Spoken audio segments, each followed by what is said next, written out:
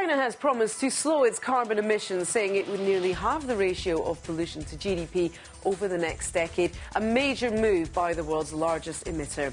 China's cooperation on carbon cuts is seen as crucial to any deal as next month's global climate summit in Copenhagen approaches. Beijing's voluntary pledge comes a day after President Barack Obama promised the US would lay out plans at the summit to substantially cut its own greenhouse gas emissions.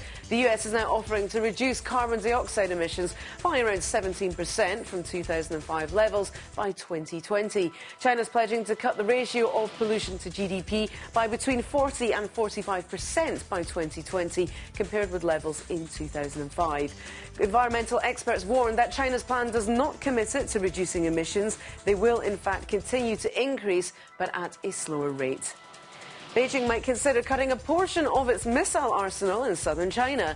The removal of missiles is a long-held precondition by Taiwan officials for peaceful cross-strait ties.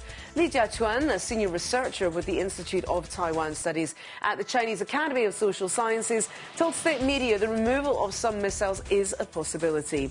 The two sides are set to hold a new round of talks on cross-strait ties next month. Li insisted that the missiles are not targeting Taiwan and are positioned at their current location to safeguard national safety. He said that for that reason, some missiles would have to remain. Taiwan's defense officials say the mainland has nearly 1,500 missiles pointed at the island. More than 100,000 people are facing water shortages in the southern province of Hunan. It follows a decline in the water level at the Xiangjiang River, a major tributary of the Yangtze River. Water levels near the city of Xiangtan have dropped to an almost record low. Drinking water supplies to some residential areas have been cut off, and in other areas were only available during lunch and dinner hours. The authorities have been distributing water to affected residents with fire engines and water tanks. Xiangtan City is well known in China as the hometown of the late Chinese leader Chairman Mao Zedong. Authorities in Western China are to relocate after nearly 1,400 families and more than 1,800 children suffered lead poisoning caused by waste discharges from a local smelter this summer. The families who live near the Dongling Lead and Zinc Smelting Company in Shanxi Province will move into new homes at least 3 miles from the smelter before the end of next year.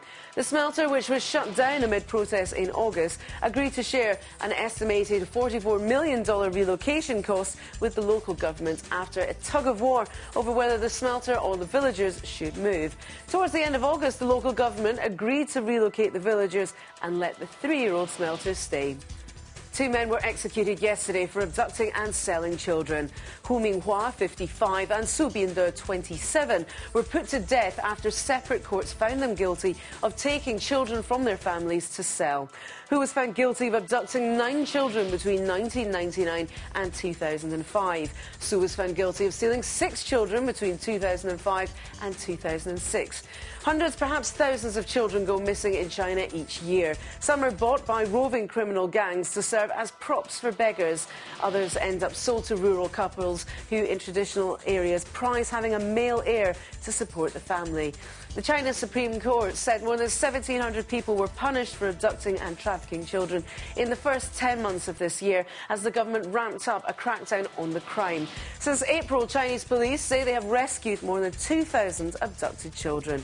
And finally, 1,300 cats that were rescued from the dinner table are facing an uncertain future as animal activists ponder their fate in the northern city of Tianjin. The cats had been locked up in iron cages at a store in the city for being shipped to meet dealers in the southern province of Guangdong. They were rescued by more than 100 pet lovers and animal welfare volunteers from Tianjin and Beijing earlier this year. The cats are being kept in hundreds of cages, and local people have donated food and blankets for the animals.